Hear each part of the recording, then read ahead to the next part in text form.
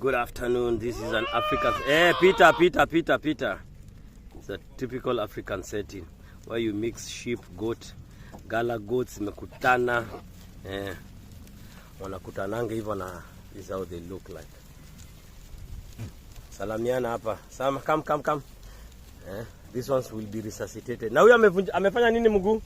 Hii ndenge mzuri hivi. Mtoe hiyo nini? Wanaenda wapi sasa?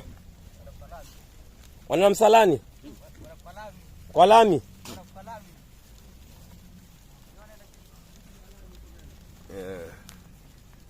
Mali safi.